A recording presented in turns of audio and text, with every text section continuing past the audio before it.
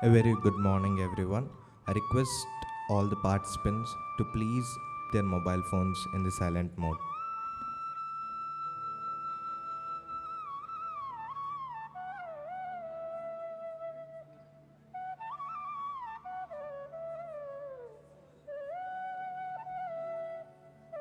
Anna, ready.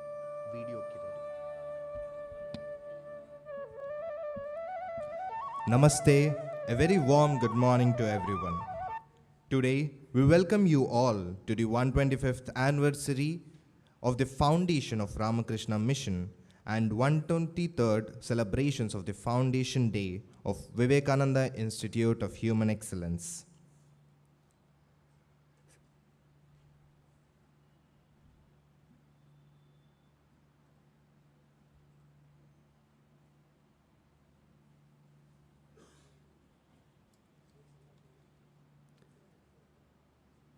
Celebrating the 125th anniversary of the foundation of Ramakrishna Mission, a small video will be played remembering the history of the Ramakrishna Mission. We request you all to have a glance and enjoy it.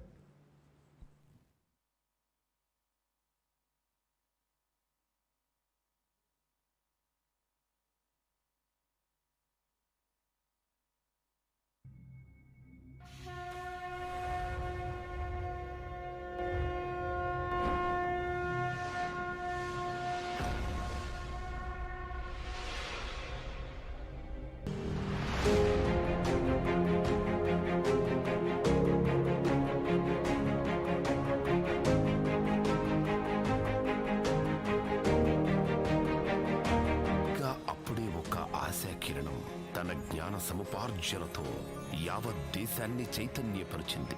ప్రజలలో పేరుకుపోయిన అజ్ఞానాన్ని, తామెప్పుడూ బానిసలమనే అసత్యపు పొరలను తొలగిస్తూ దేశ ప్రజలకు వేదాంత సారాన్ని బోధించింది. ఆ సమర శంఖారావమే Swami Vivekananda.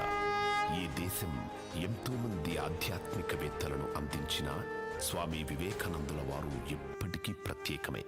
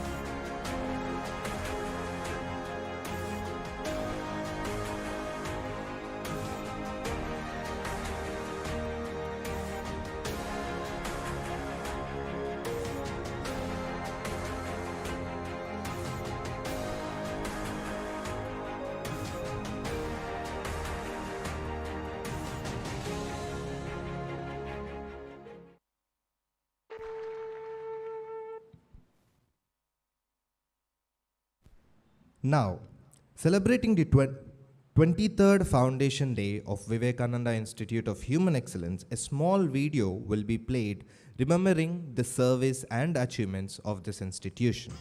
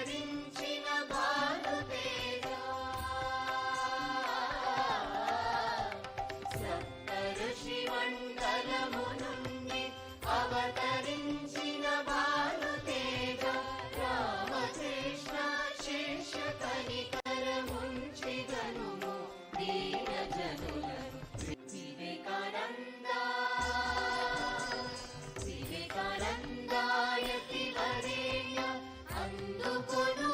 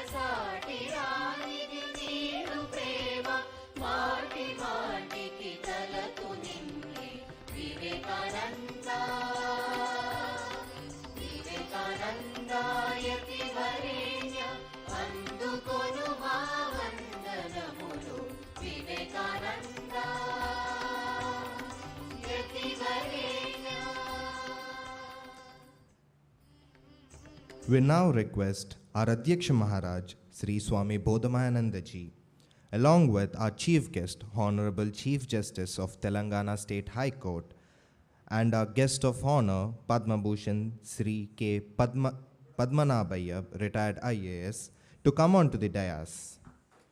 Thank you, sir.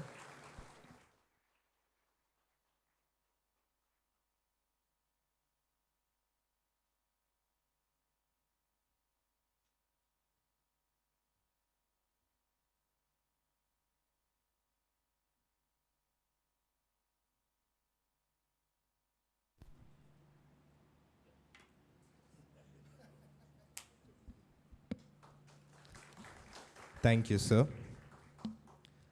Blessing comes with prayers.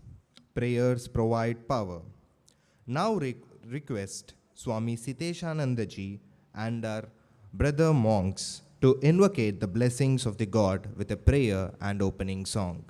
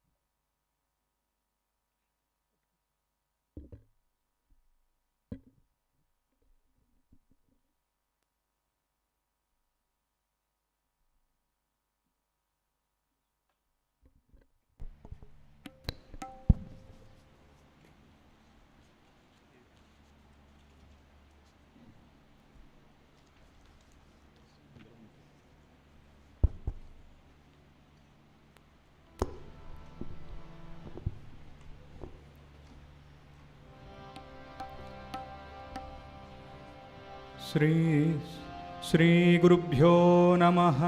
हरिः ॐ।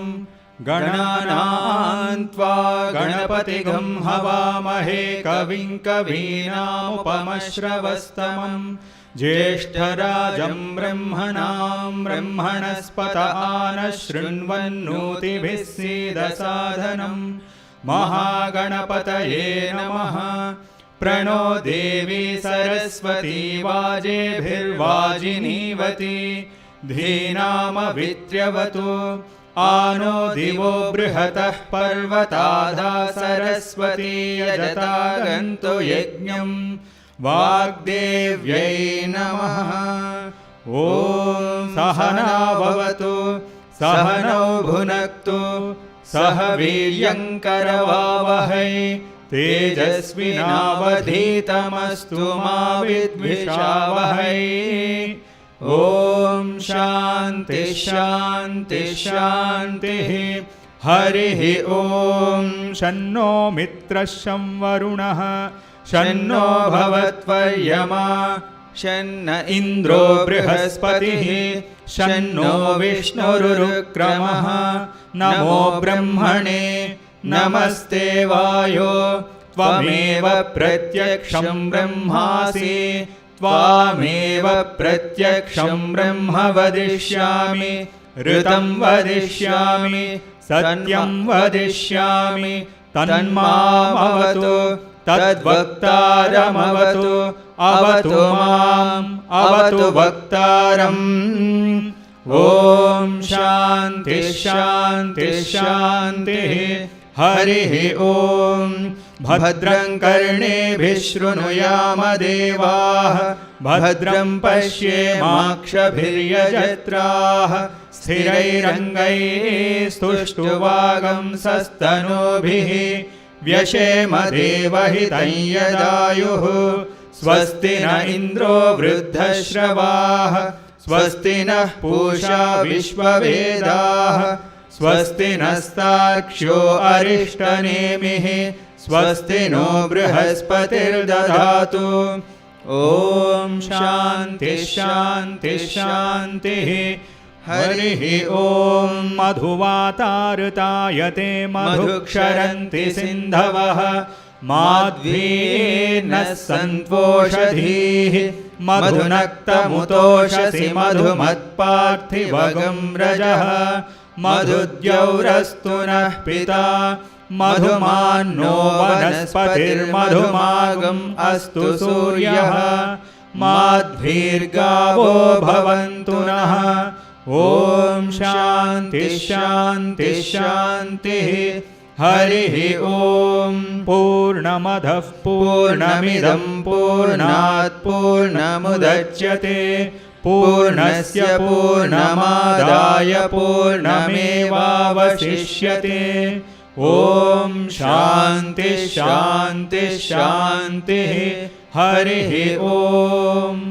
ॐ स्थापकाय च धर्मस्य सर्वधर्मस्वरूपिणे अवतारवरिष्ठाय रामकृष्णाय ते नमः।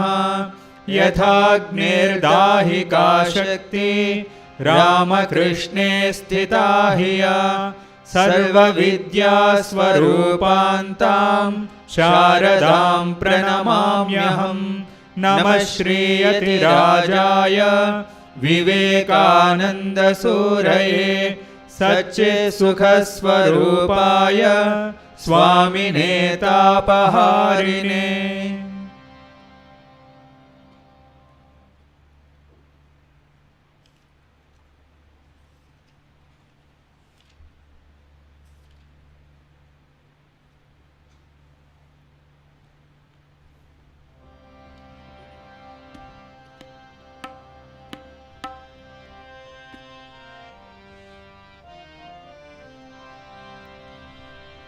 जय विवेकानन्द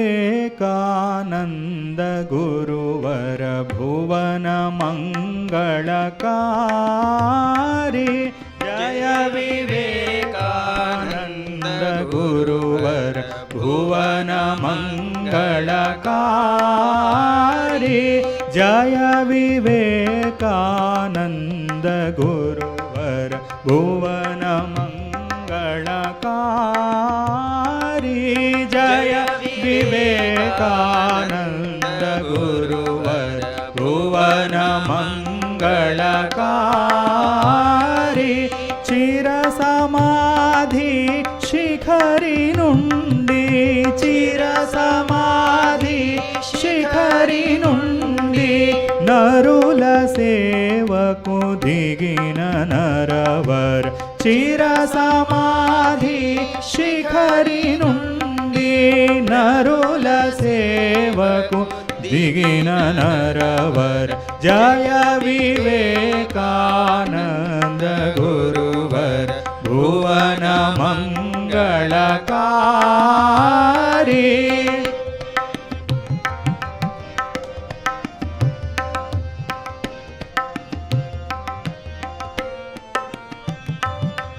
भयमु वलदु भीति वलदु भयमु वलदु भीति वलदु।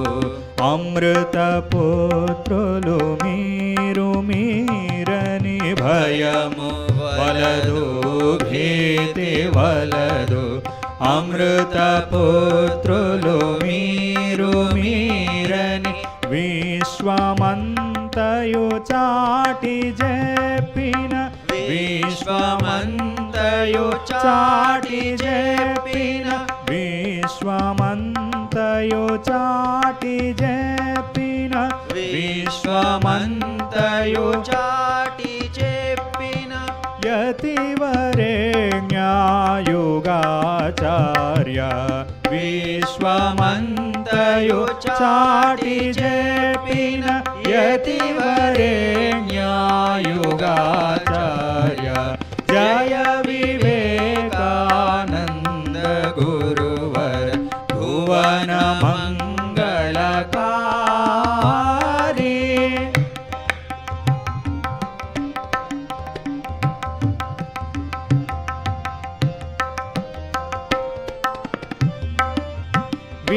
विश्वव्यापक प्रेममूर्ति विश्वव्यापक प्रेममूर्ति विश्वद्योतक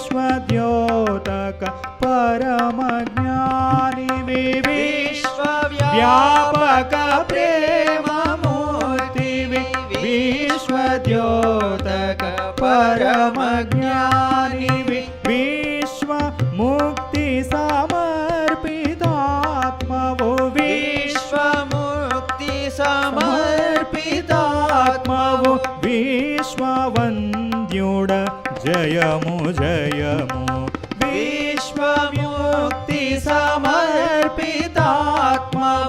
विश्ववन्द्युड जयमु जयमु जय विवेकानन्द गुरुवर भुवन मंगलकारी जय विवेकानन्द गुरुवर भुवन मंगलकारी जय विवेकानन्द गुरुवर भुवन मंगलकारी.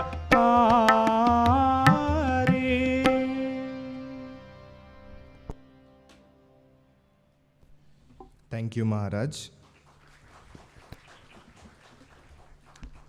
Lighting of the lamp is invocating the light of knowledge and wisdom. We now request our Adhyaksha Maharaj, along with our Honorable Chief Guest and Guest of Honor, to please light the lamp.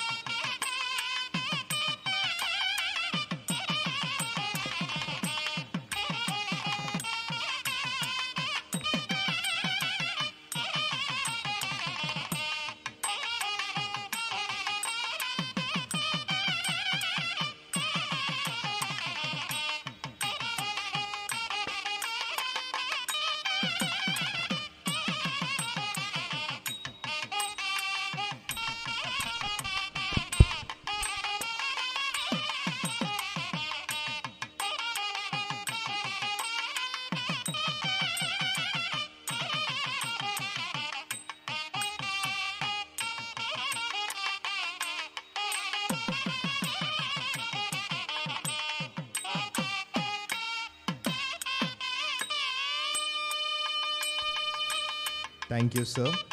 We now request our Adhyaksha Maharaj, Srimad Swami Bodhamanandaji Maharaj, to deliver the welcome address.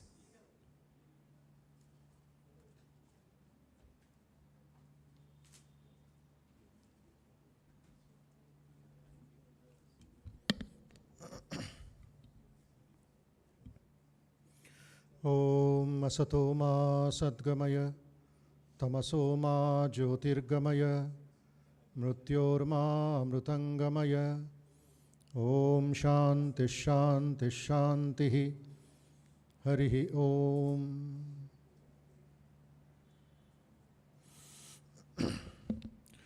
Namaskars to Honorable Justice of the Telangana High Court, Shri Ujjain Bhoyanji. Namaskars to Padma Bhushan Shri K. Padmanabhaya, retired IAS, former Home Secretary, Government of India. Namaskars to retired Justice Kodandramji, Rambabuji, and all other Bar Association members, secretaries, advocates, and my dear young students of law. As you just now saw the two videos, one is about the Ramakrishna Mission history. The second is Vivekananda Institute of Human Excellence history. 2022 is a very important year for all of us. One is Azadi Ka Amrita Mahotsav was celebrated and is being celebrated somewhere in the country. The second is 125 years of Swami Vivekananda's lectures in India for Indians, which is hardly noticed by our people. That was the turning point of the freedom movement. Swamiji's return from America in 1897, landed in Colombo on January 15th. Until April 15th, non-stop, he gave 25 lectures through the length and breadth of the country, giving a new thought process, a new revolutionary ideas for our people to wake up from their sleep, and that changed the mind of many, many revolutionaries. Mahatma Gandhi said, after reading those lectures of Vivekananda, my love for India grew 1,000 times. He spoke about the past of India, the present circumstances, and the future glory. That was his master stroke. 3 in 1. Radiant India, resilient India, and the resurgent India. So that celebration also is going on in many of our centers. The third is 125 years of Ramakrishna Mission Foundation, which he himself did on May 1st, 1897. So we are in the 125th year of this big celebration in the country till May 1st, 2023. So every year, September 10th is a historic day for us. September 11th is known as Universal Brotherhood Day, Chicago Addresses Day of Swami Vivekananda. Unfortunately, people stop only after listening to the first lecture. Sisters and brothers of America, అలాగ చెప్పారు ఇలాగ చెప్పారు చప్పట్లు కొట్టారు ఆ తర్వాత మనం నిద్రపోతాం. But believe me, Swamiji spoke nearly 12 times in 15 days. After the first lecture, which was only for 3.5 minutes. Afterwards, he got lot of time, lot of opportunity to speak about our culture, about our traditions, about agriculture, about industry, about gold, about chemistry, and about Hinduism, about Vedanta, about the differences in our religions, till 27th September. So please read that other lectures also, apart from the first lecture. On 15th September, why we disagree.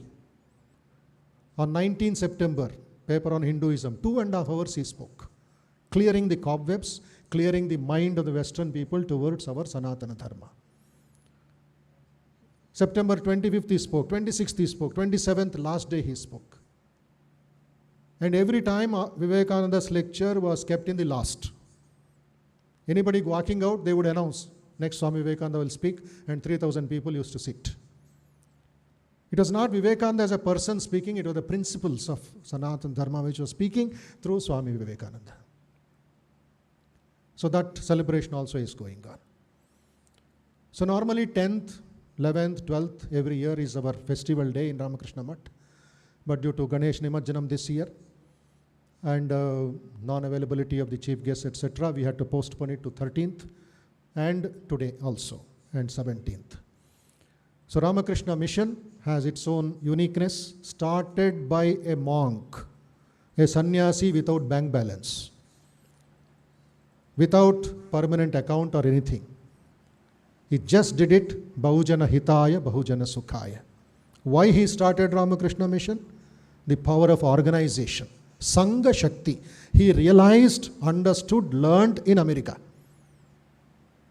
One day, Swami Vivekananda finished his lecture in New York and came rushing back to his house, where he was a guest of one old lady by name Ole Bull. Swamiji used to call her Dhira Mata, heroic mother. She was so heroic, so friendly towards our culture. He said, funnily, "Mother, mother, I fell in love today." Swami Vivekananda told that lady, "I fell in love today." The typical American mother that she was, she said, "Who is that fortunate girl, Swami?" She asked. Swami Vivekananda laughed loudly and said, "It is not a person, it is not a woman, but is the power of organization of you people that I fell in love with. I am taking it to India.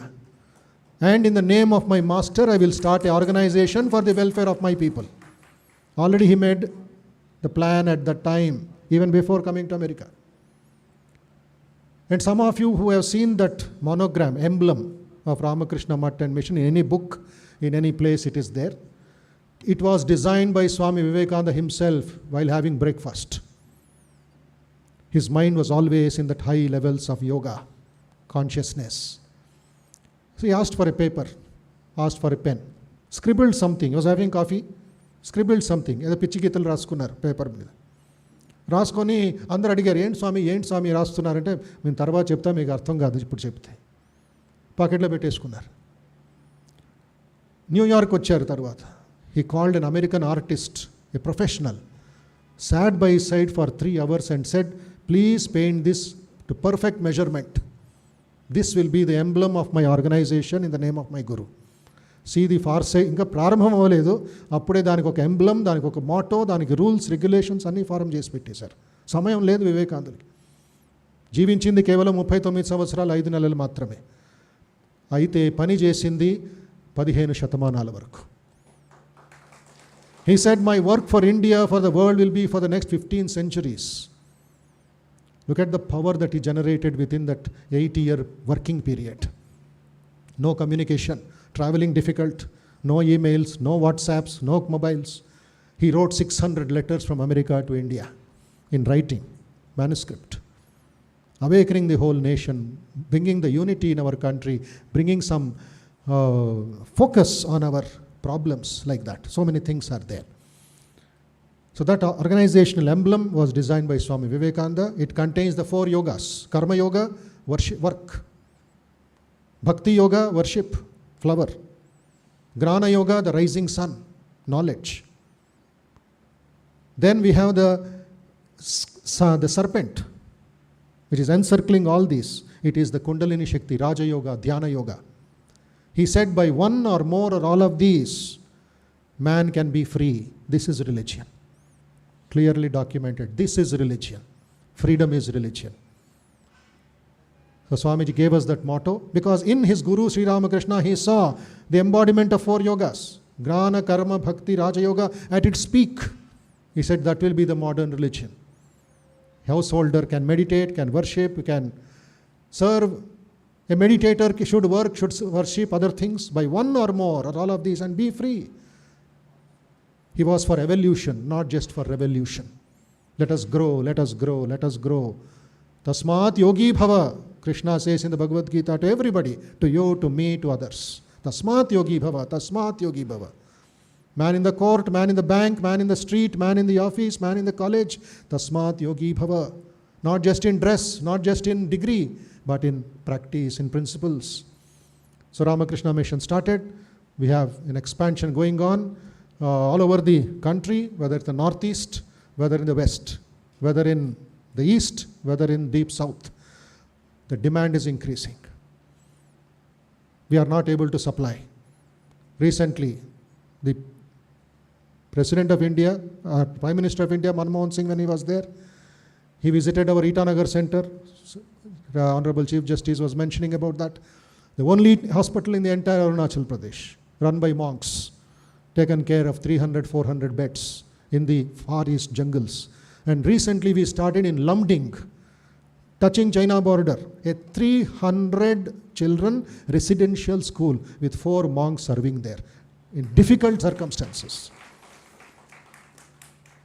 Biju Patnaik ji, the Chief Minister of Orissa, he requested, please do something for the tribals of Orissa. And he gave 100 acres without charging 1 paisa. 8 monks are serving 700 tribal children, residential school in Hatamuniguda. I was searching for GPS. It was not available for a long time. All around barren rocks.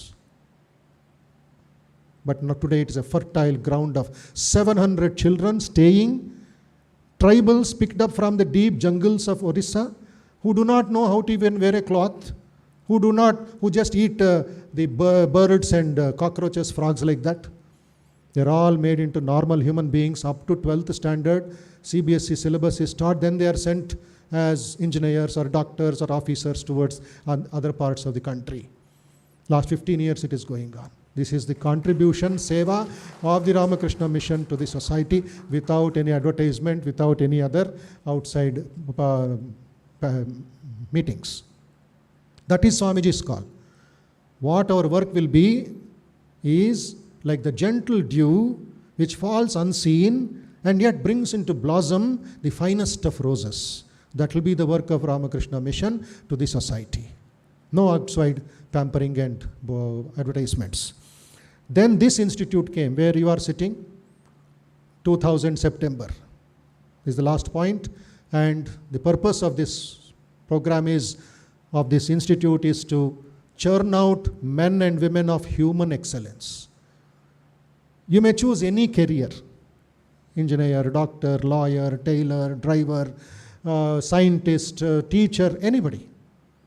But the plus factor, the X factor is human excellence. Daivi Sampat, in one word. Spiritual qualities of the man in the society. Swami Vivekananda asked a question in 1897 in Madras. If I can give you freedom tomorrow, where are the men to preserve that freedom?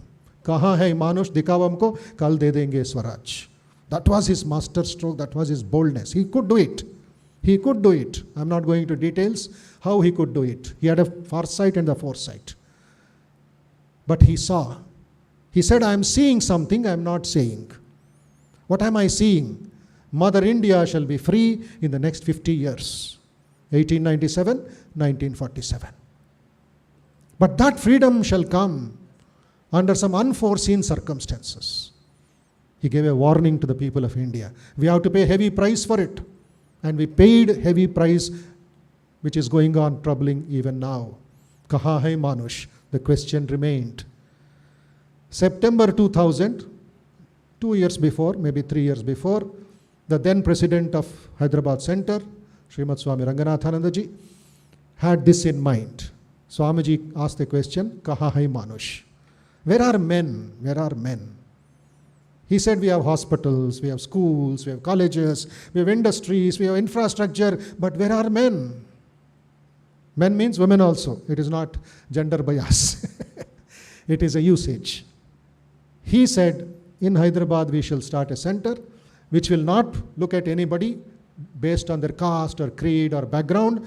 We will invite them to become excellent human beings. September 2000, this institute was inaugurated with that idea.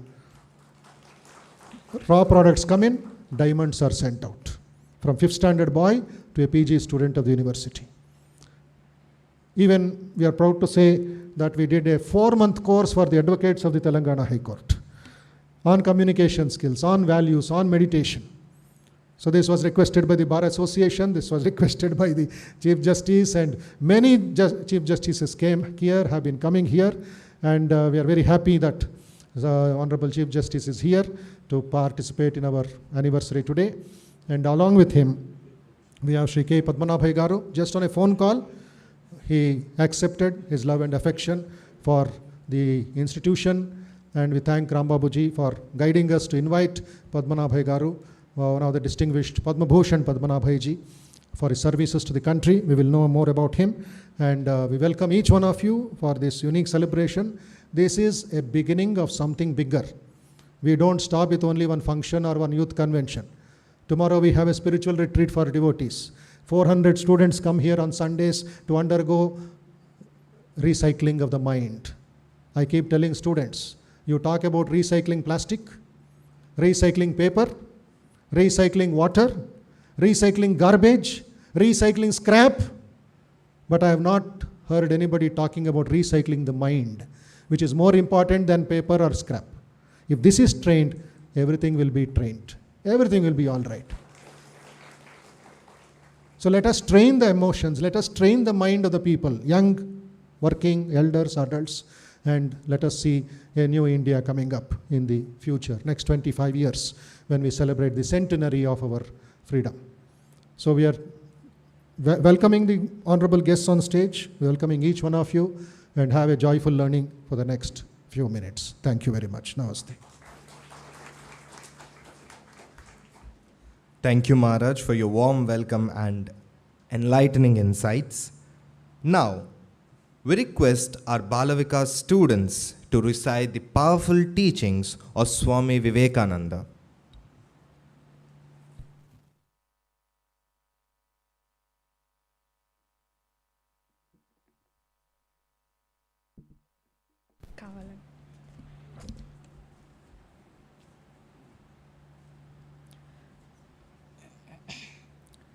4 years after Swami Vivekananda left the shores of India as an unknown monk, he landed in Colombo on January 15, 1897. Swamiji's landing and his journey turned into a victory procession. Delirious crowd gathered everywhere to hear a word from his lips. Young men and even Rajas drew his carriage. Swamiji addressed the people everywhere in India, and those lectures today are well known as lectures from Colombo to Almora. On this occasion of 125 years of Swamiji's Colombo to Almora addresses, we the students of Bal Vikas are here to present a few utterances from them. In his address at Ramnath, Swamiji exhorts, "The longest night seems to be passing away. The sorest trouble seems to be coming to an end at last. The seeming corpse appears to be rising again, and a voice is coming unto us." Gentle, firm, and yet unmistakable in its utterances, and is gaining volume as days pass by. And behold, the sleeper is awakening, the lethargy is passing away. My ideal is growth, expansion, and development on national lines. As I look back upon the history of my country, I do not find in the whole world another country which has done quite so much for the improvement of the humankind. In his lecture in Madras, titled "The Work Before Us," Swamiji exhorts, "Once more the world must be conquered by India. This is the dream of my life, and I wish that each one of you who can hear me today will have the same dream in your mind, and stop not till you have realized the dream." They will tell you every day that you had better look at your own home first and then go to work outside. But I will tell you in plain language that you work best when you work for others. This is a great ideal before us, and everyone must be ready for it. The conquest of the world by India. Nothing less than that. Everyone must be ready for it. Strain every nerve for it. Up India and conquer the world with your spirituality. As has been declared, on this soil first, the love must conquer the hatred cannot conquer itself. In his address at Calcutta, Swamiji exhorts, "Arise, awake, for your country will need this tremendous sacrifice that will be done by the young men, the young, the energetic, the strong, the well-built. For them is this task." What we want is this Shraddha. Unfortunately, it has nearly vanished from India, and that is why we are in our present state. What makes the difference between man and man is a difference in this Shraddha and nothing else. Therefore, this is what I want and what all of us here want, this faith in ourselves. Give up the awful disease that is creeping into the national veins, the idea of ridiculing everything, the loss of seriousness, and that of the strong, the well-built. For them is it. In the meanwhile, let us not abuse our country. Let us not curse and abuse the weather-beaten and work-worn institutions of our thrice holy motherland. Close your lips and let your hearts open. Work out the salvation of this land and of the whole world. Each of you thinking the entire burden is on your shoulders. Be not afraid of anything. You will do marvelous work. The moment you fear, you are nobody. Uttishtata, Jagata, Prapyavaran, Nibodhata. Arise, awake, and stop not till the goal is reached. Swamiji said that the honor shown to him was the honor shown to the ideals the country had held dear from time immemorial. Therefore, today, let us not just hear, but also imbibe the spirit of Swami Vivekananda and the ideals of our motherland, and start working towards the salvation and welfare of our country.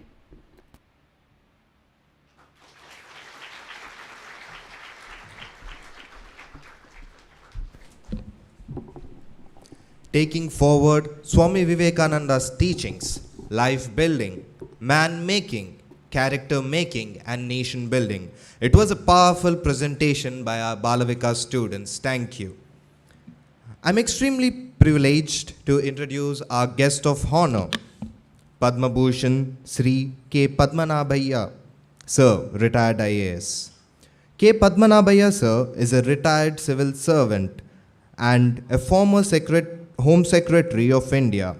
He is the chairman of the Court of Governors of the Administrative Staff College of India and has headed many government committees such as Committee on Police Reforms in the year 2000, the Committee on Reorganization of the Services Selection Board, and the Committee to Review the Working of National Institute of Urban Management.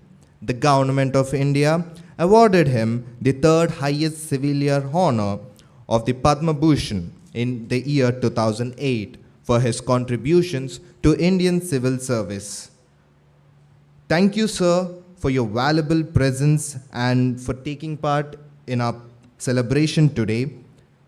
We now request Padma Bhushan Sri K. Padmanabhaiah, sir, retired IAS, to address the gathering.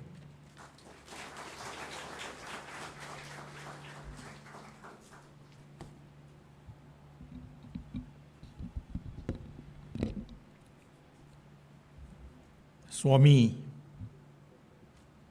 Bodhmayanandaji, the chief guest of this day, the Honorable Chief Justice of Telangana High Court, my good friend Dr. Ram Babu, and other distinguished gentlemen and ladies, and sisters and brothers. It's a pleasure to be in this institute, the Ramakrishna Mission and the Ramakrishna Mutt. The moment one entered these surroundings, I mean, one's heart, is filled with joy and peace, more than joy, peace, In the crowded city, even though it is located right in the crowded city, you feel so much of greenery is there, and a peaceful atmosphere prevails. So I must thank Swamiji for having called me here. I am not a Vedantist. I can't speak much about Vivekananda, though I have read quite a number of his works. And there are other people competent to do that. But I wanted to share some thoughts about the words used, the institute, the Vivekananda Institute of Excellence. Now, those students who are being trained by the Vivekananda Institute of Excellence must congratulate themselves very much for two reasons.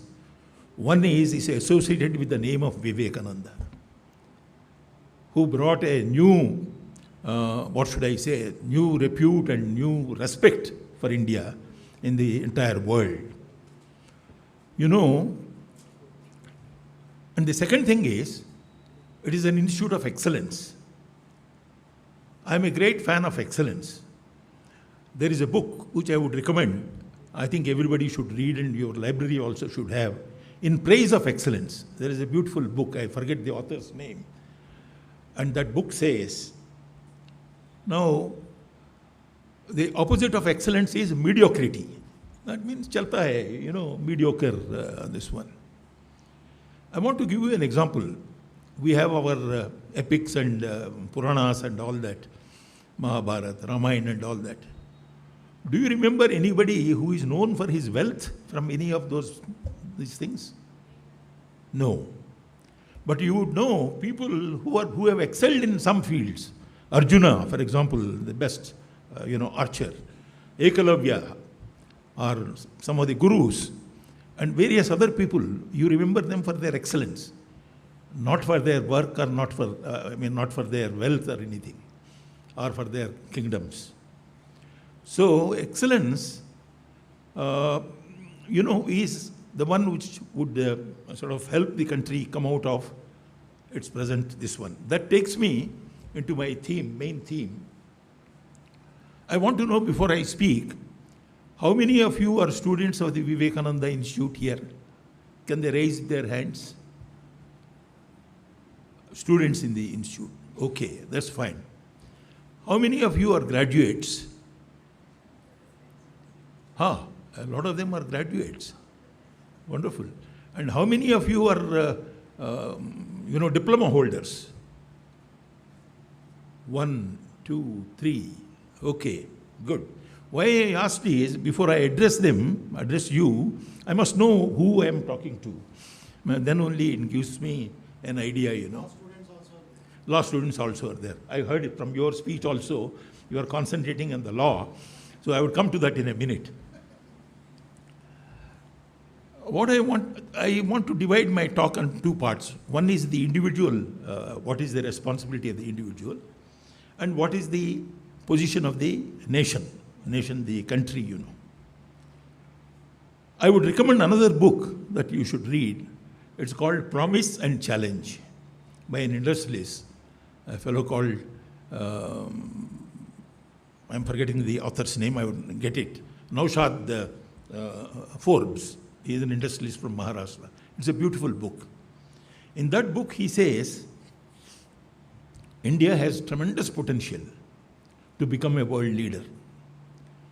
Somebody may question, why should you become a world leader? Is the leadership of the world required? Yes, I think it is required, because it is a connected world, it's a global world. And then what happens is, for example, take the case of the vaccine nationalism.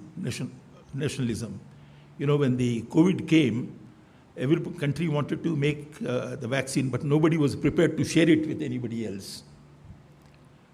And then look at the war in Ukraine. That has completely shattered the entire economy of the world.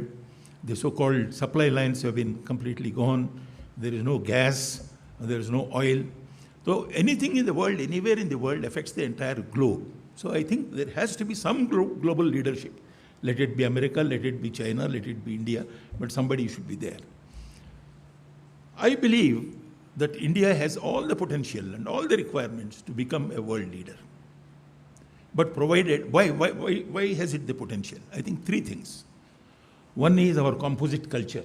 I think that is the most important thing. And no other organization represents this as well as Ramakrishna Mission and the Vivekananda Institutes do that. In the book which is given to me, there's a mention that Ramakrishna Mission and the Mutt and all that have people from various religions, including Muslims. That's something great.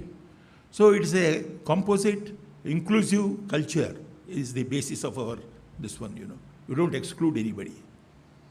And two, we have a wonderful youth, most of you. And you must have heard what is called the youth dividend in India. That means the working age people from the age of 22 to about 50 or so, the maximum number in the world is in India now. The youngest group. They are well educated. If we don't provide them proper employment and then take work from them, and if they don't do the work, then what happens is, in another 10 years or 20 years, what would happen? You would become old. And that benefit which we have of what is called the population dividend, or demographic dividend, would disappear. And then you have passed 1 or 10 or 20 years without job, and thereafter you have become old. So you become not only a burden to yourself, you will become a burden to the nation. So I think the first thing that the country has to do is provide jobs to all these people. Now, how do we do that?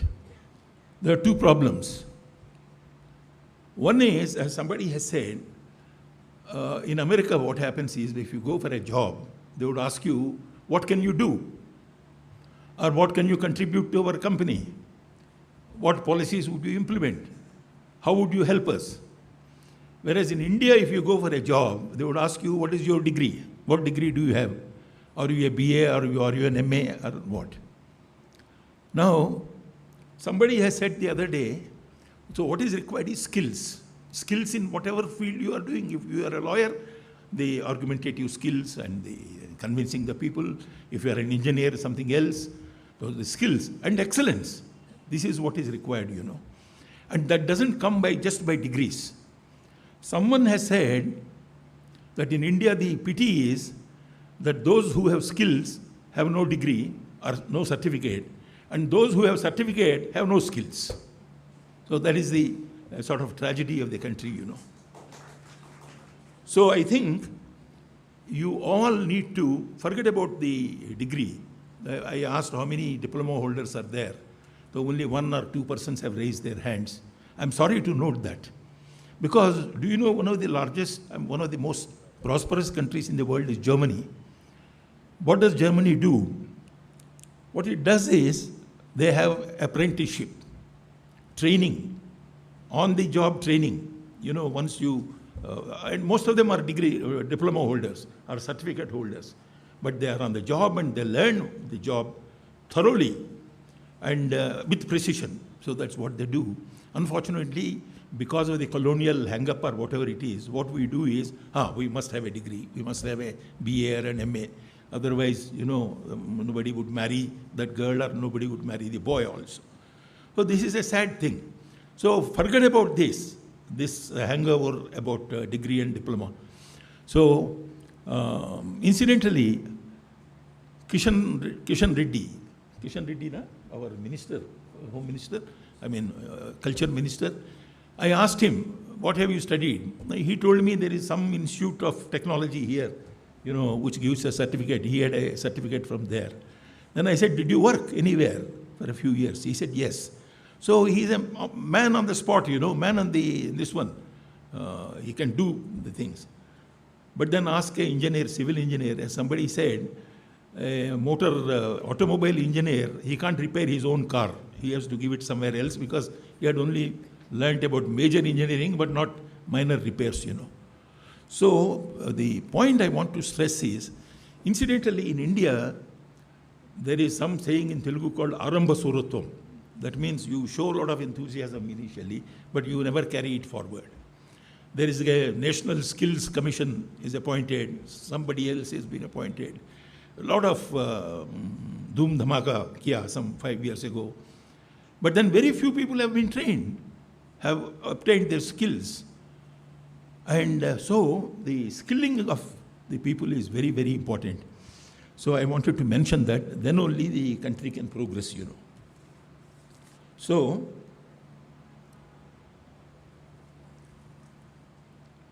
I covered both the things, how the individual can benefit and how it would benefit the nation, you know. Now, one more thing I wanted to mention is the girls who came on this dais. I must congratulate them from the bottom of my heart. I think they did an excellent work. And when they were reciting the Vivekananda, these things, someone said about arise, awake, and stop not till the goal is reached. That used to be my motto in my school days. So I used to sort of all the time think of that, you know. And another thing, I took the quotation again. There is one more quotation of Vivekananda I wanted to mention. Take up one idea. Make that one idea your life. Dream of it. Think of it. Live on that idea. Let the brain, the body, muscles, nerves, every part of your body be full of that idea. And just leave every other idea alone. Focus. Unless you have a focus on what you are doing, lakshya, you would not be able to sort of succeed in whatever you are doing. This is extremely essential. The third one, quotation, of course, as a school child, I used to remember is, my Indians should have nerves of steel and muscles of, muscles of iron, and something like that. This is what we used to do. And thereafter, when I just got recruited in 1961 into the IAS, I had the good fortune of Swami Ranganathananda coming to our academy at Mussoorie and give a lecture there. That was a life-changing event in my career. And he spoke with such passion. Even in 1961 itself, he was quite aged. But such a great, impactful speech he had made about Vivekananda and his ideals. So, I want to congratulate you on that. And talking about what type of jobs would you get? Now, I wanted to mention, because everyone cannot be a graduate, everyone, may not even pass out of the school. As I said, the apprenticeship is very important. There is a new act passed by the government of India called Apprenticeship Act now. And according to that, everybody who wants to do that type of job has to have the experience in the apprenticeship. Now, I want to mention, today there is a tremendous shortage of nurses in this country. And what few nurses are there, they go abroad. They go to America and, Gulf and all that. Then there is a shortage of paramedical personnel. Health is growing like hell at a great speed. Government is investing in so many areas in the health sector. Now the pathology, laboratory assistants, the blood sample collectors, a huge number of this one is there. And then medical technicians. Medicine now is more machines, taking X-rays and MRI and, CIT or whatever it is. There are so many of those things, medical technicians. Automobile sector is another area which is growing very fast, mechanics and all that. Then electrical systems, power, the electrical engineers, mechanics, you don't have to be an engineer. Then retail trade is another thing which is growing. Every day you hear Ambani has opened one, Adani has opened one, somebody else, Godrej has opened one. And the retail shops you go, the girls and boys, there are so many of them. It need not stop there. It can be up the chain, So retail, this one. And food delivery activities. Now food is, everybody has to eat food.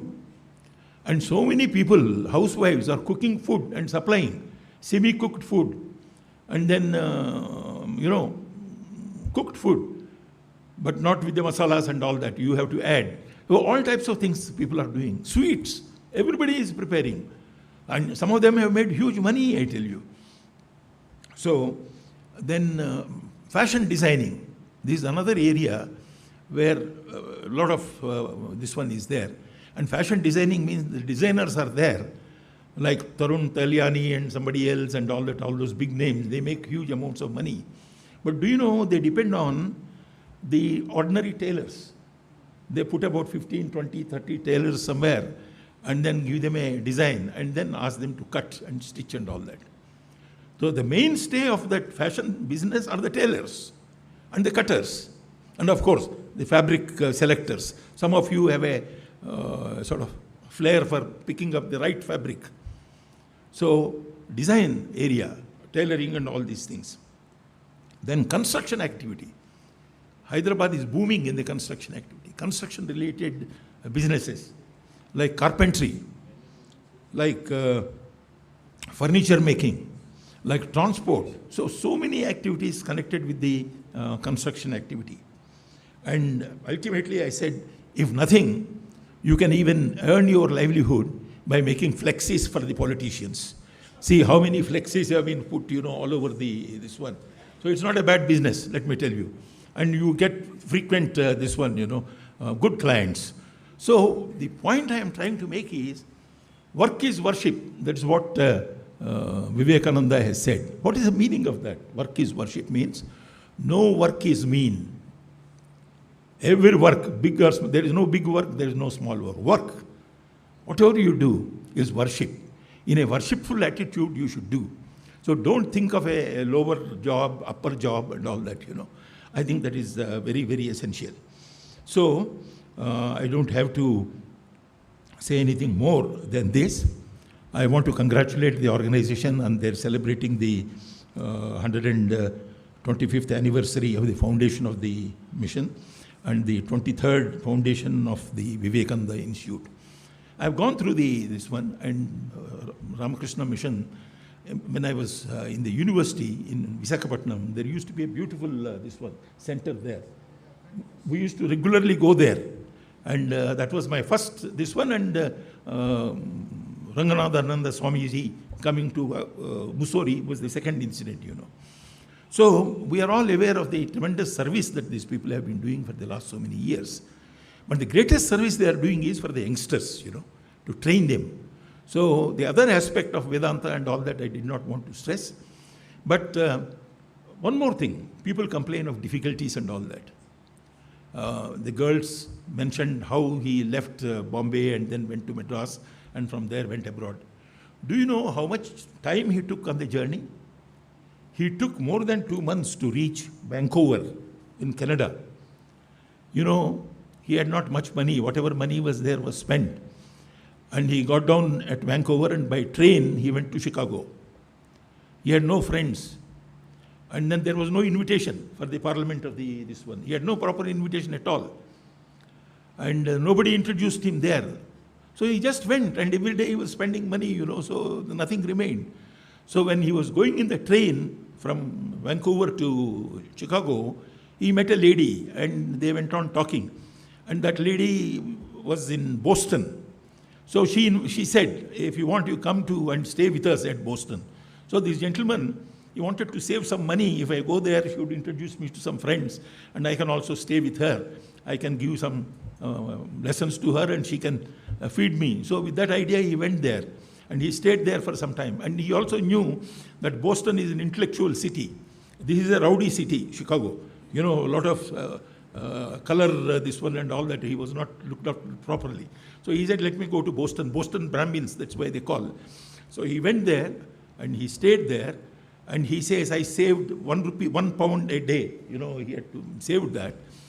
And then he came, and that lady introduced to somebody else, and he gave an introduction to the parliament, World Parliament of Religions. And that's how he was invited. And when he went there, he says he was so nervous. Everybody came with a prepared speech. This gentleman did not, he lost his prepared speech somewhere. And he didn't know what to speak. So his mouth was dry, and then started the whole thing. And he didn't speak once. He spoke 5 or 6 times in that conference, which lasted for 10 days. And that changed the entire scenario of the world. People used to think before that India is a land of snake charmers and, fakirs and sannyasis and all that. But then he gave a completely new twist to the Vedanta. And then a synthesis of all the 4 yogas, Raja Yoga and the other things, Karma Yoga and all those things. And so it has been always a pleasure. And somebody has said, even though there are 9 volumes of Vivekananda, the entire writings of his are still not available. In fact, there is much more that he had written by way of letters, by way of these things and all that.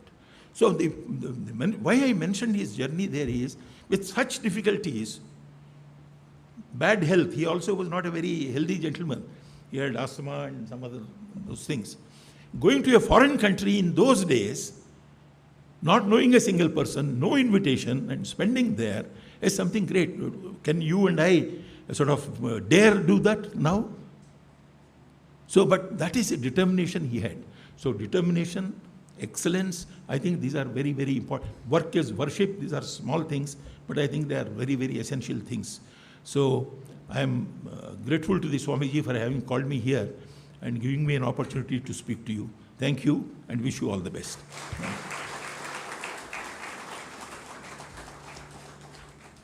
Thank you so much, sir, for your inspiring words and for explaining us the importance of education, skill, determination and excellence in nation building. Thank you, sir.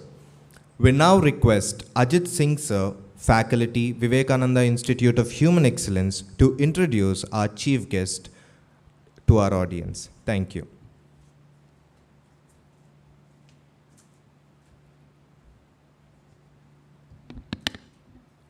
Pranam Swamiji. It gives me immense pleasure to introduce the chief guest, Chief Justice Ujjwal Bhuyan. Born in Guwahati, Justice Ujjwal had his formal education in Guwahati and Delhi. He is into second generation in the field of legal. His father was former Advocate General of Assam. Justice Ujjal practiced in all the 7 states, the 7 sisters of Northeast, they call it. So he has practiced in all the 7 states of Northeast before, representing all the states in the High Court of Guwahati. He was the standing counsel for 16 long years with income tax. And then apart from this, his other appointments have been, he was a senior advocate at Guwahati High Court, and he was appointed as Additional Advocate General Assam, and Additional Judge of Guwahati High Court. Apart from all this, he was closely associated with Judicial Academy and National Law University, Guwahati. He had a 2-year stint in Bombay before taking over the position here in Telangana High Court. So we welcome you, sir, to our VIH celebration, and request you to please give us your words of wisdom.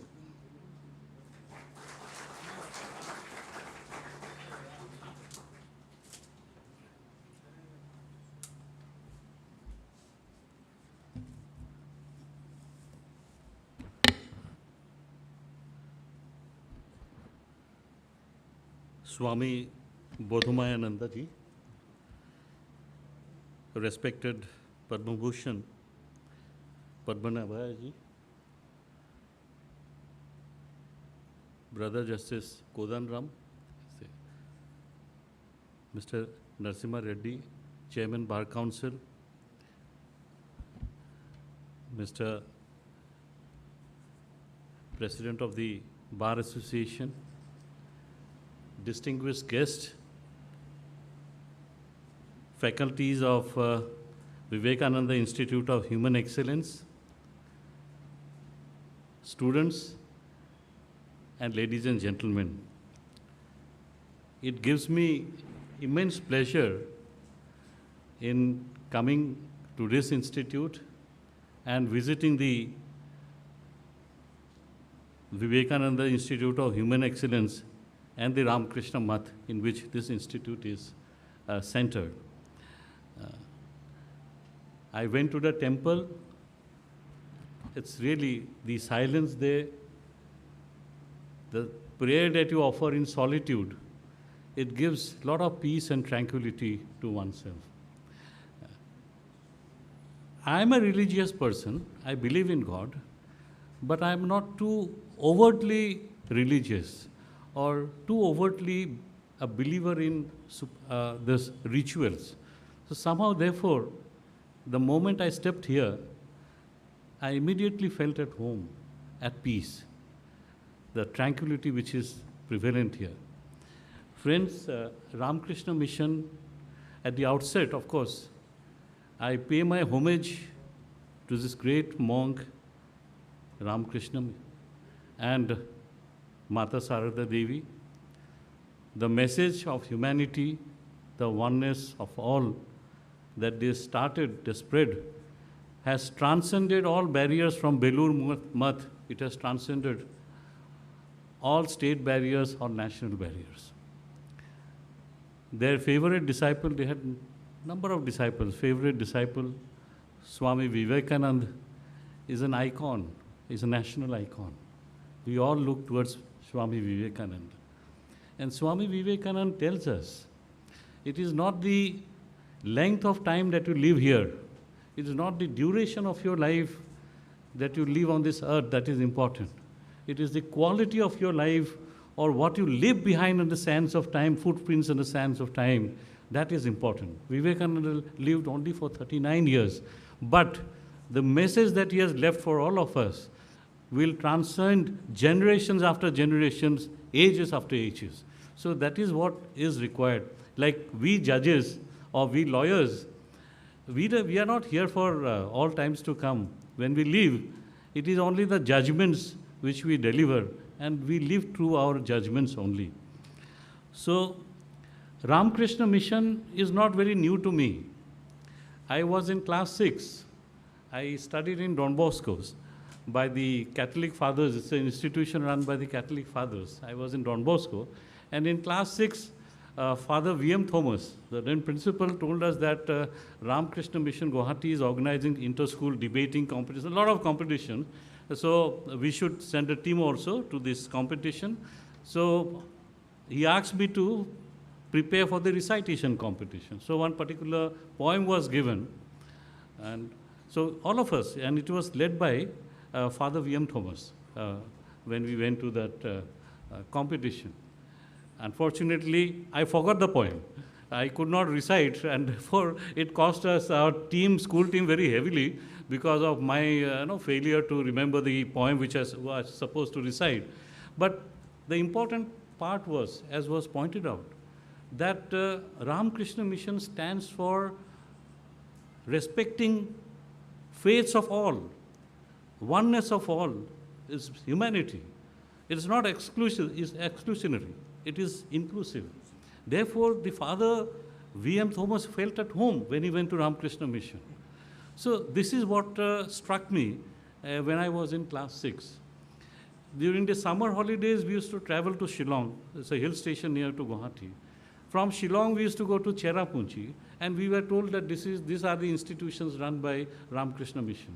Cherrapunji is on the Bangladesh border, far, far away. At one point of time, it was in the geography books for being the wettest place on earth. Now it is no longer the wettest. Now we have a water shortage in Cherrapunji. So this is another issue altogether. But the point is that even in Cherrapunji, we had Ramakrishna Mission institutes all over. Later on, when I became a lawyer, I used to go to Itanagar bench of the Guwahati High Court to practice. There I was told that this is the Ramakrishna Mission hospital. So everywhere when I went, I came face to face with the Ramakrishna Mission, trying to reach the people where no one would normally go, remote places. Whether it is in natural calamities in Bangladesh or West Bengal or everywhere, in Orissa, Ramakrishna Mission was always there. So on this 23rd Foundation Day, I congratulate all those who are associated with the Vivekananda Institute of Human Excellence.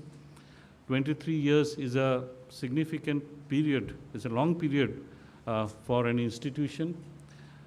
I'm sure the institution has done well, and it will continue to do well, being guided by the noble ideals of Ramakrishna Mission. Today also is a special day. I congratulate all of us today present here, because Hyderabad became part of the Indian Union, and India, that is Bharat. So it's a moment of great glory and happiness for all of us. Friends, I can only speak whatever little I know about law and judiciary. Beyond that, I should not venture. Even otherwise also, the conservative thinking is that judges should not speak in public. And somehow, I also agree to that. Judges should speak only through their judgments and should avoid speaking in public. But nonetheless, today's world is slightly changing. Law universities are coming up, institutes are coming up. Maybe for various reasons, people still have faith in the judiciary, and therefore persons associated with the judiciary are invited in occasions such as this. And therefore you are bound to speak whatever little you speak. So I will confine my speech only to this aspect only, because others I venture not for obvious reasons. Well, we all became independent in 1947, 15th August 1947. We all know we had the drafting committee of the Constituent Assembly led by Baba Saheb Ambedkar. After several rounds of intense debate and discussion, the drafting committee drafted the longest written constitution of the world, having 395 articles, which was adopted by the Constituent Assembly on November 26, 1949, and came into force on and from January 26, 1950. Interestingly, January 26, 1950, I came to know very recently only, my parents had got married. This is a day of great significance for us. Now, preamble to the Constitution of India. I'm saying this because this is also, it gels with the teachings of Swami Ramakrishna and the Ramakrishna mission. The preamble to the Constitution, which is a part of the Constitution, a basic feature of the Constitution, says that we, the people of India, having solemnly resolved to constitute India into a sovereign, socialist, secular, democratic republic, and to secure to all its citizens justice, which is social, economic, and political, liberty of thought, expression, belief, faith, and worship, equality of status and of opportunity, and to promote among them all fraternal feelings, assuring the dignity of the individual and the unity and integrity of the nation. This is the preamble to the Constitution. So preamble tells us that in India, the people are the supreme. Everybody, every authority draws its strength, draws its legitimacy from we, the people of India.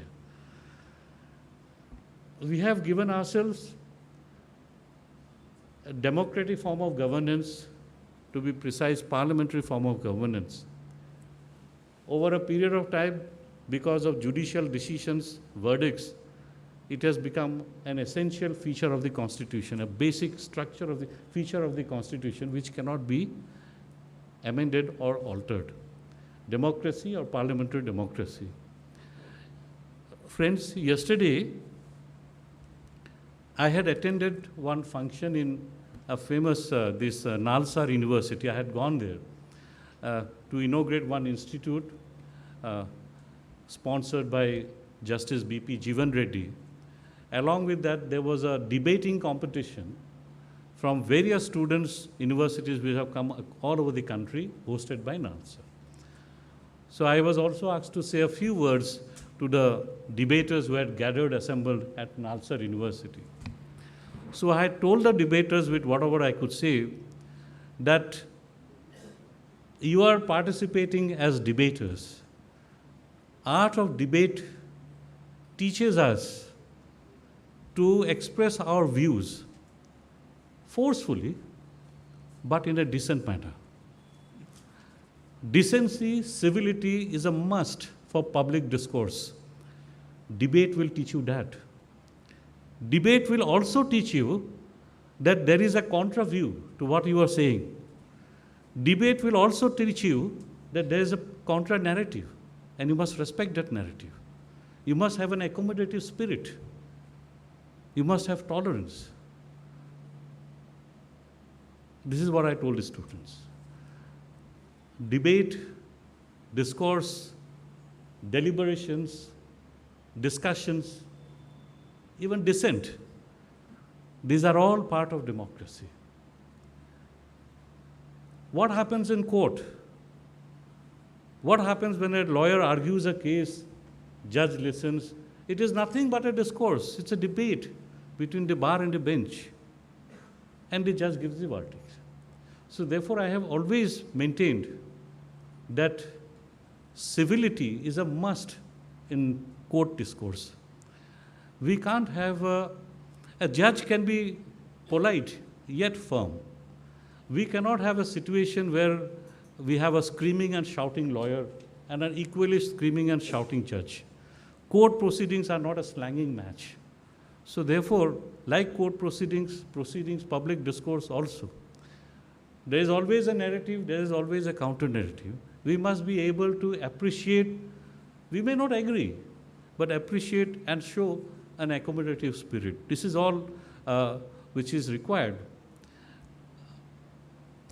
My senior, Padmanabhaya, with his vast experience, he has told us that the world needs a leader. The globe needs a global leader.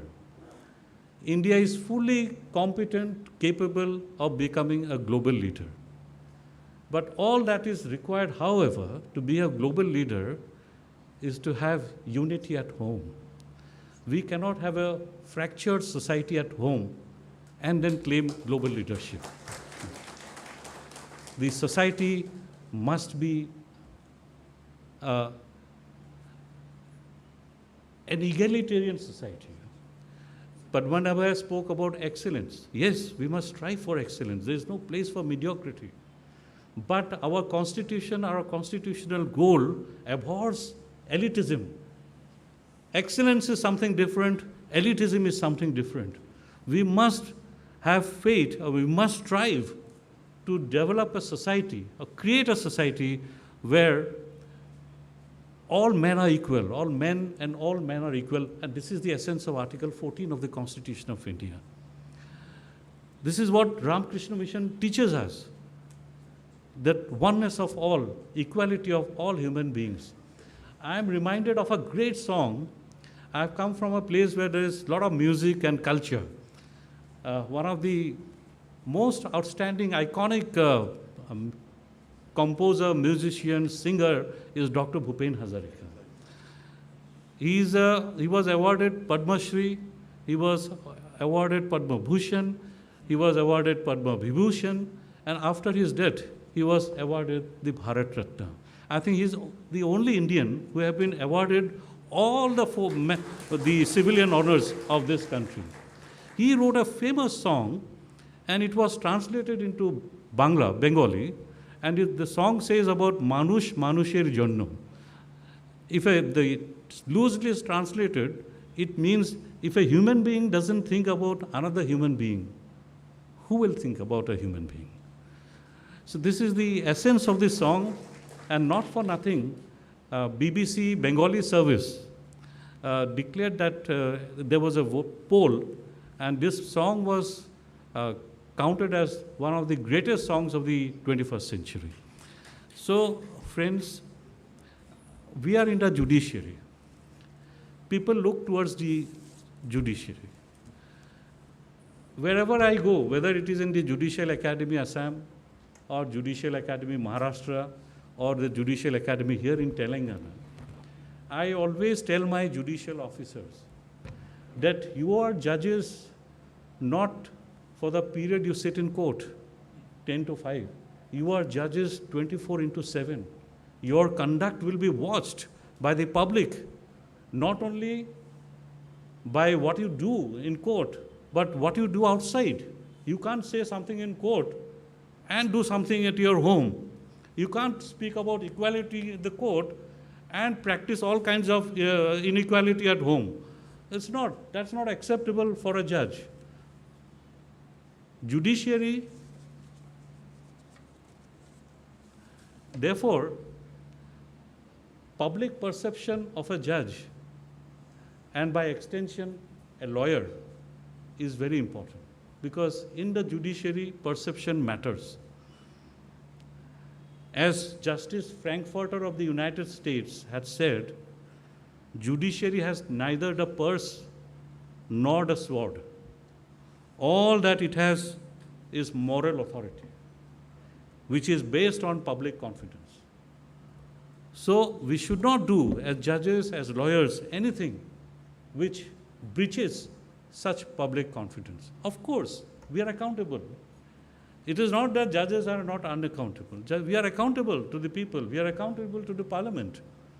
How many cases we have decided, the quality of our judgments? Certainly, there has to be public scrutiny, scrutiny of that.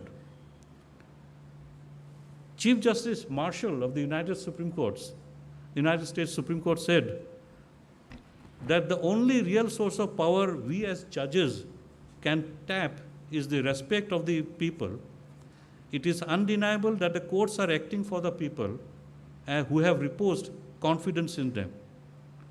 Confidence in the judiciary does not require a belief that all judicial decisions are correct or all judicial decisions are wise. Therefore, we have the system of appeals, revisions, reviews like that. As Chief Justice Ramana the other day said, merely because one or two judgments may not be up to the acceptable standards, you cannot brush the entire judiciary or condemn the entire judiciary. Judiciary has the inner resilience to overcome this. In 1950, the Supreme Court said that as long as there is a law and that law lays down a procedure, a person can be deprived of his life and liberty. This is how the interpretation of Article 21 was given in A.K. Gopalan's case. 28 years later, in Menka Gandhi's case, this was overruled. So the judiciary has the strength, the inner resilience to overcome this. In 1975, in ADM Jabalpur's case, Supreme Court gave a very, very disturbing judgment saying that when emergency is declared, the right to life can even be suspended. It was authored by then Chief Justice, he was also not authored, he was also one of the signatories to the judgment, Justice Y.V. Yashwant Chandrachud. It's a great irony, one way or the other, that in 2011, in the famous case of K.S. Puttaswamy, Justice K.S. Puttaswamy's case, where Supreme Court said right to privacy is a fundamental right which can be traceable to Article 21, this judgment was explicitly overruled. And it was overruled, authored by Justice D.Y. Chandrachud, who is the son of the great Yashwant Chandrachud. So this is how judiciary has the inner strength, the resilience to correct aberrations which may creep into the judicial system. But the essential thing is that to err is human. We as judges, we cannot say that we do not make mistakes. To err is human, but we don't make deliberate mistakes. We don't make mistakes unfairly or having a bias. We don't do that, and we should never do that. A judge, by his salt, he cannot commit such a mistake. Confidence in the judiciary does not require a belief that all judicial decisions are wise or all judicial behavior are impeccable. However, what is required is satisfaction that the justice system is based upon values of independence, impartiality, integrity, and professionalism. And within the limits of ordinary human frailty, the system pursues these values faithfully. So therefore, we have this oft-repeated phrase, justice must not only be done, but must be seen to have been done. A judge has to be not only impartial, but must be seen to be impartial.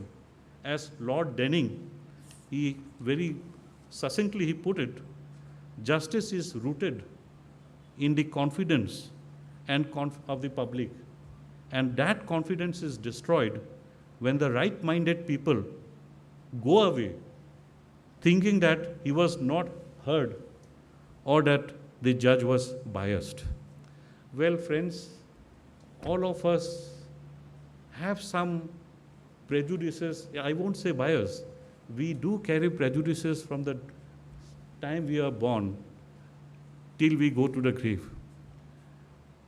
The profession of law or the discipline of law teaches us how to control and how to overcome such biases. Sometimes involuntarily, biases can manifest in various ways, in the form of color, in the form of gender, in the form of caste, in the form of religion, in the form of economic disparity, in the form of how you speak, so on and so forth. In fact, I remember I gave a speech, I forgot.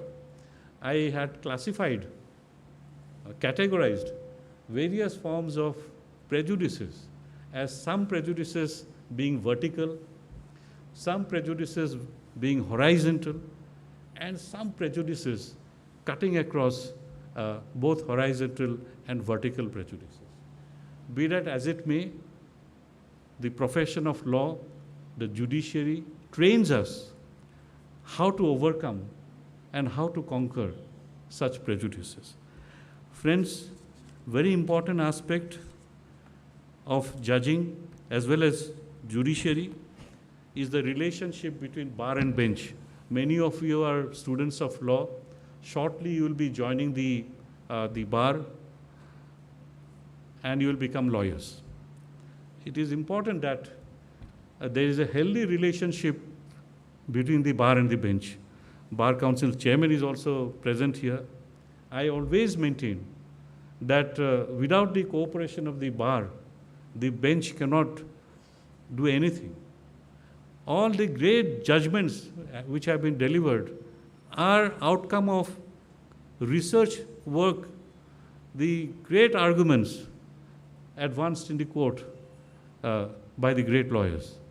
So without the assistance of the lawyers, no judge can deliver good judgments, not to speak of delivering good judgments. You can't even carry out day-to-day work in the court. So bar and bench are the two chariots of this great institution of judiciary. And there must be mutual respect and mutual reverence for each one of them. Justice Rajamannar, who was the first Indian Chief Justice of the Chennai High Court, and he was Chief Justice for 13 long years, he said that High Court, in the larger sense, is not merely a collection of judges. It is an institution of which the bench and the bar, and I would add the public, are integral parts with its own traditions and ideals which have inspired them and standards which have been maintained. Judges should treat lawyers with respect and dignity. A lawyer is an officer of the court. For a judge, trust and confidence of the bar and thereby of the people is his greatest asset. It must always be remembered that respect and dignity can never be demanded. Respect is earned. It can be earned by your conduct, by your quality of your judgments, by the quantity of your judgments. The road to dignity is humility. There is no place for arrogance in the world of justice. Friends, I don't want to continue with this monologue. Everything, whether good, I always tell in court, everything, whether it's good or bad, must come to an end. But I must thank the Ramakrishna Mission and this center for inviting me to share some of my views with you. Every visit to the Ramakrishna Mission is a new visit, is an enriching visit. We'll all go back with the feeling of the ambience which pervades this campus, and in our own way, let us contribute to what our Constitution teaches us, respect each other. There may be differences in thought process, there may be difference in caste, there may be difference in language, difference in religion, difference in attire, but let us respect each other. Only when we respect each other, we can have a healthy society, and only if we have a healthy society, we can have a powerful nation. With these few words, I thank the organizers once again for inviting me here. Thank you very much. All the best. Thank you so much, sir, for your inspiring and valuable insights about judiciary and the profession of law. Now, I would like to request our Adhyaksha Maharaj to felicitate our chief guest and guest of honor.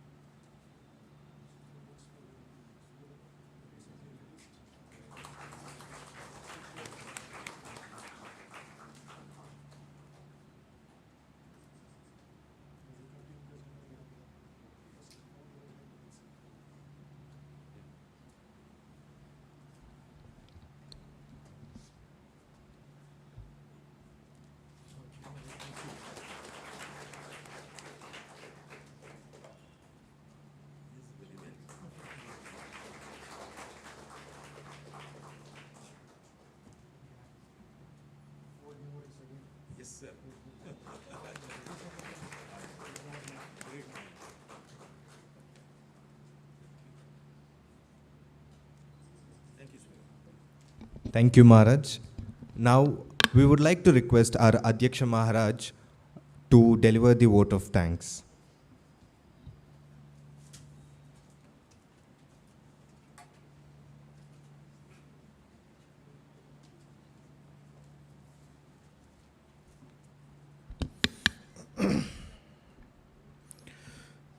Before I formally propose the vote of thanks for this wonderful function, though small but beautiful and deep, I'm happy to say and feel proud, my benchmate in school and later in college is now the Chief Justice of the Gujarat High Court, Sri Arvind Kumar. And I keep tracking his online judgments, so humorous and typical Arvind Kumar that he was. The style, the punch, the sarcasm and the lessons that he gives, I keep laughing and recollect his old days when we were in the same bench fighting and playing and eating. When it comes to eating, he was so fond of eating. Recently in one of the online classes, it is there in the net, when there was an online meeting going on, one of the police officers, who was one of the witnesses or something, he is drinking Coca-Cola. Online hearing is going on, this fellow is drinking Coca-Cola. 5 minutes, 10 minutes, then the Chief Justice caught the point. He said, called the advocate who was supporting or arguing the case. He said, what is that police officer doing there? Drinking Coca-Cola? Has he any manner? Should I dismiss him? He became a little serious.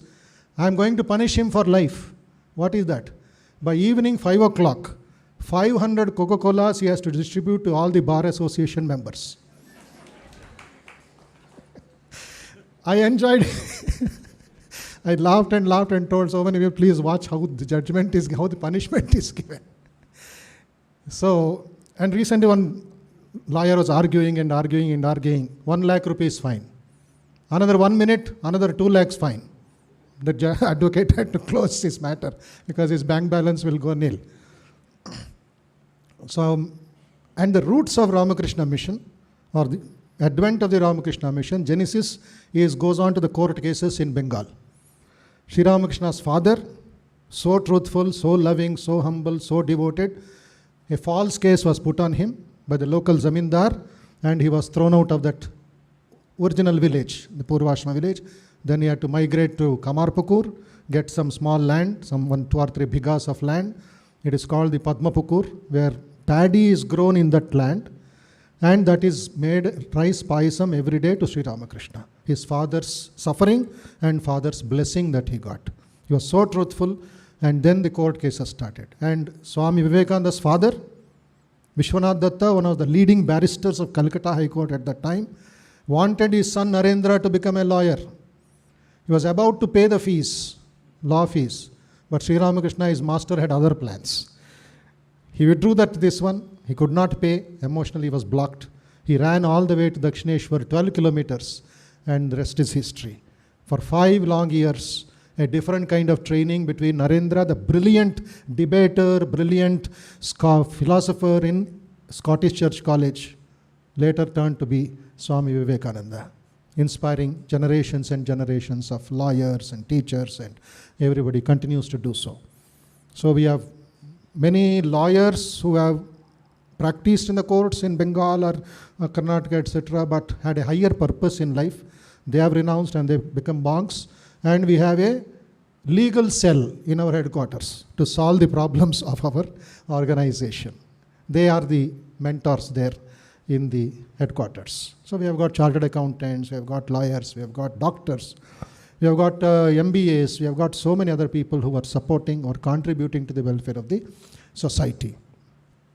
So we are indeed extremely happy, extremely delighted to listen to Padma Bhushan Padmanabhaiji about the situation in India today, not just what we go through the newspaper or media, but there is something positive going on.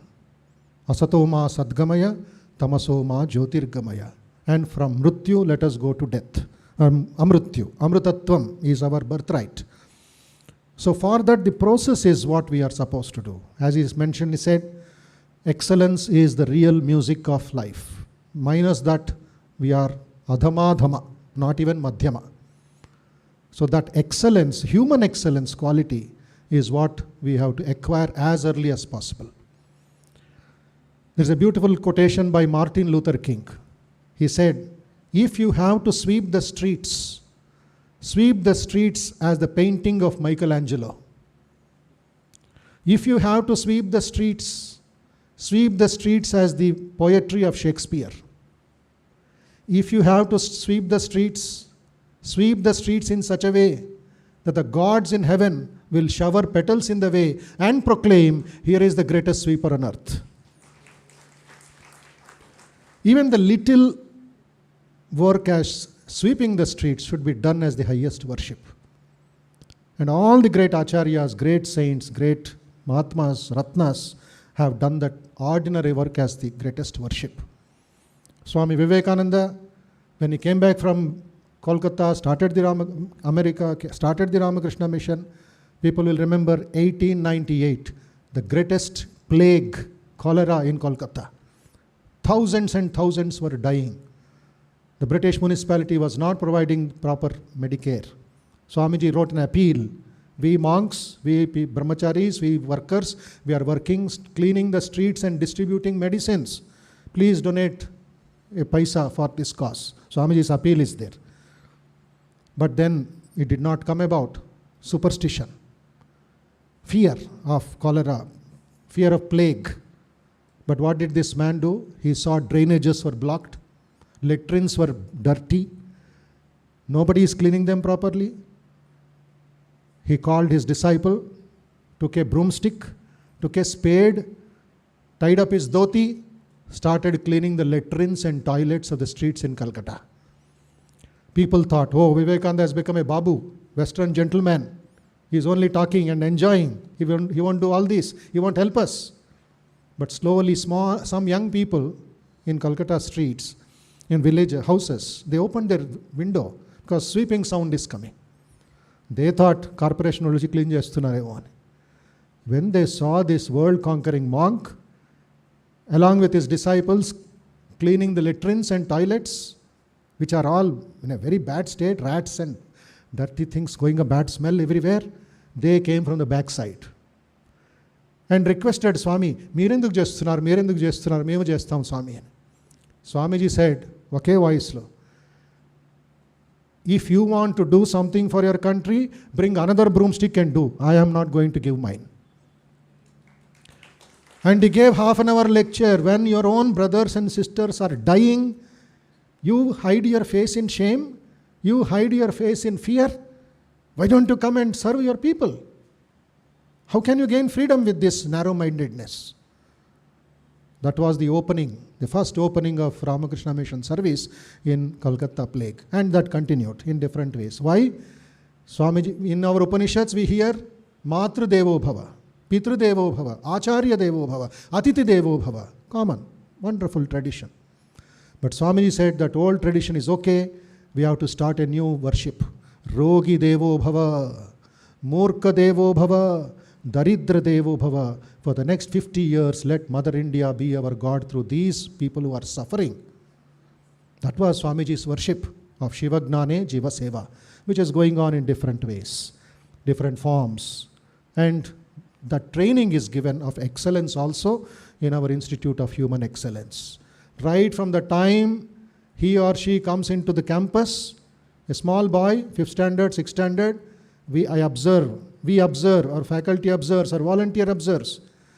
ఆ విద్యార్థి తన పాదరక్షని ఎలాగ వదులుతాడు, ఇది పెద్ద సమస్య మీ ఇళ్లల్లో. How do you leave your slippers? We don't know. East west, north south, Bharatanatyam, Kathakali, Kuchipudi. Slippers will be flying everywhere. Simple thing as putting your slippers in a straight line, you don't know, and you talk about civil engineering, big buildings. First lesson is keep your slippers properly. Why? A great senior monk of the Ramakrishna order, when I was a small boy, he taught us one lesson. 35 years ago he taught me. Still I remember and I quote it in my class here, Balavikas. I judge a man's character by the way he leaves his slippers. 35 years ago, Veda mantra. చెప్పులు ఎలాగ వదులుతావో నీ క్యారెక్టర్ని నేను certify చేస్తాను. He use to observe us. 2 slippers straight line, point A, point B, geometry 10 marks. But 2 చెప్పులు సరిగా పెట్టవయా. పాదరక్ష అంటావు, నువ్వు దాన్ని రక్షించవు. When you come to Ramakrishna Mission, you see one day Eenadu reporter came and took photo of that చెప్పులు in a straight line and said Ramakrishna Mission training. చెప్పులు స్థిరంగా పెడతారు వీళ్ళు. చెప్పులు స్థిరంగా ఉంటే మనసు కూడా స్థిరంగా ఉంటుంది. Reflection, what is inside comes outside. That's why I tell people, Swachh Bharat, Swachh Bharat, Swachh Bharat, great idea. But again things are dirty. Why? స్వచ్ఛ మనస్ नहीं है, स्वच्छ सोच नहीं है, इसलिए स्वच्छ भारत टेम्पररी है. स्वच्छ मनस स्वच्छ सोच से स्वच्छ भारत निर्माण होता है. First train the mind, clean the mind. This is what Swamiji's teaching was. This is what Sri Ramakrishna's teaching was. This is what we follow in the great legacy in Ramakrishna Math. Anywhere, any place. So, wonderful ideas they have given us about India, about the positive things that are going about in India. I remember when you were telling, sir, about Amul company, how it was started by Kurian Varghese and his team, making it a cooperative society. I read in that book, I Too Have Dreams, autobiography of Kurian Varghese. His birthday is called National Milk Day. It seems he read somewhere a very critical statement about India's milk quality. He mentions there, the milk in India is worse than the gutter water of London streets. Some foreigner has commented. ఎలా ఉంటుంది వింటే? అంత దారిద్ర్యమా, అంత హీన పరిస్థితియా? The milk in India is worse than the gutter water of London streets. Printed matter. That changed his life. He said, if it is true, we have to change it. If it is wrong, we have to prove it. That is how he goes, and Anand Milk Unit Limited, which is of excellent quality milk, we have become self-sufficient in milk. Otherwise, we were purchasing cheese. We were purchasing butter from New Zealand, from Australia. All that stopped. Now, we are making our own things. Like that, so many incidents come to our mind when with his experience and knowledge all over the country and in the government, he has enlightened high points, top class points, which the youngsters and others will take home and do more research on that and make things better for our society. We thank you very much from the bottom of our heart and wish you strength, health and joy in days to come. And we have the Chief Justice, Honorable Shri Ujjal Bhuyanji, his love for the Ramakrishna Mission, his applications, his presentations all over the country in the 7 states, where all the 7 states we have the Ramakrishna Mission branches. He had been to, he said his visits everywhere have been illuminating. He's spoken about the law, about the dharma, about the future, how the judges should be, how the relationship should be in the bar and the bench. And in our tradition, we have law as dharma. The Sanskrit word is dharma. Sannyasi has got his own dharma. Grihastha dharma. A vidyarthi dharma. A upadhyaya dharma. A doctor vaidya dharma. Once the dharma is taken care, in the Upanishads we have a beautiful philosophy called Ritam. Ritam has become rhythm in English. Ritam. An entire chapter is there in the Upanishads. How there is a cyclic, rhythmic process in nature. From the time we get up till the time we go back to sleep. Sunrise to sunset. Everything is based on dharma. Dharma goes, the society cracks. And when dharma is prevailing, ritam is maintained. And when ritam and dharma are complementary, satyam prevails in the samajam. This is the triangle in the Upanishads. Dharma, satya, ritam. Dharma, satya, ritam. It goes on and on and on. In my body, if the pancha pranas are not rhythmic, then I'm a sick fellow. Constipation, acidity, fever, and all that high BP, low BP is because dharma is not going on. So I go to yoga classes, get back my dharma, get back the rhythm, get back my healthy process. Then I go back to work. So each one of us has to work on the dharma aspect, the law, and then the society is prevailed, and the nagarikata, the citizen, takes over. He rightly pointed out the moral quotient. the moral dimension of a lawyer, of a judge, where it is by inner propulsion, not external compulsion. So we have to have that natural flair of dharma, of law, of morality, and our personal life and our social life would match. That becomes tapas. Whatever you do, wherever we are, yadeva vidyaya karoti upanishadaya, shraddhaya, vidyaya, tadeva viryavattaram bhavati.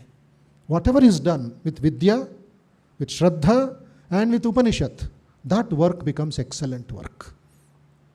So we have to imbibe those spirits, all of youngsters, adults, experienced people. We thank Chief Justice Ujjal Bhuyanji for his time, presence, and wonderful time that he has. And we invite you again off the campus or to spend some time here with us and guide the youngsters in life and in values. Our prayers to Sri Ramakrishna to bless him with good health, strength and peace, and more contribution to the judiciary and to the youngsters in future to come. And then I thank Sri Narasimha Reddy Garu for his time. Just by a letter, email, etc., he has come to Justice retired Kodandramji, our good friend, Sri Ram Babu Garu, retired IAS, Bar Association members, advocates, young students for coming here and participating in the celebration. And as I said in the beginning, another 8 months such celebrations will be going on in big ways. We are targeting the chartered accountants, we are targeting the lawyers, the engineers, the doctors, the managers, the teachers, because Ramakrishna Mission has to cater to all sections of the society, irrespective of who we are, what we are, etc. Human excellence is the need of the hour. So we need your support, your cooperation, and participation in days to come. So this is our thanks to all of you again, and we conclude with a small prayer and few announcements. Right? One book is given to all the participants. Vivekananda is Called to the Nation, collected from the 9 volumes selected in subject. If you have it, you can give it to somebody else. And if you don't have it, you go through that as an introduction to Swamiji. Our monthly journal is published called Ramakrishna Prabha. Nearly 1 lakh subscribers copies every month, goes around all over the state, 2 states and abroad also. Complimentary copy of September is given to each one of you. And after the lunch prasadam is served to everybody in our campus here. The certificate of participation of this seminar is given to all the students and others. Please collect it after the lunch is, after you have your lunch. So I end with a prayer and then announcement where the lunch is, then the honorable guests will leave the campus. Om Asato Ma Sadgamaya Tamaso Ma Jyotirgamaya Mrityorma Amrutangamaya Om Shanti Shanti Shanti Harihi Om Tatsat Shri Ramakrishna Arpanamastu Loka Samasta Sukhino Bhavantu.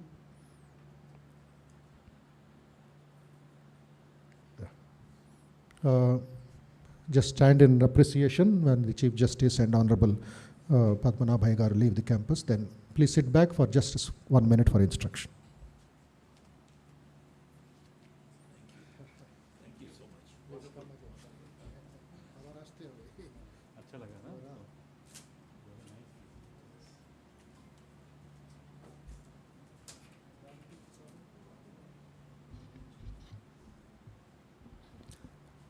I request all the participants to please sit back in your places. There are few announcements for all the participants regarding the prasadam distribution.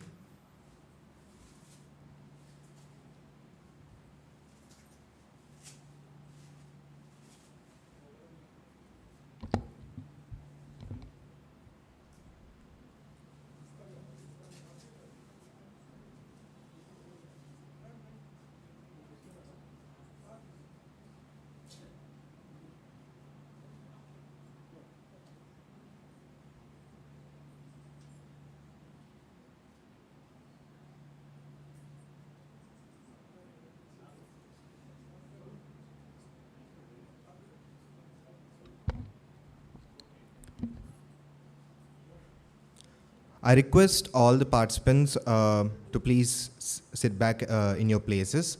There are few announcements for the prasadam distribution.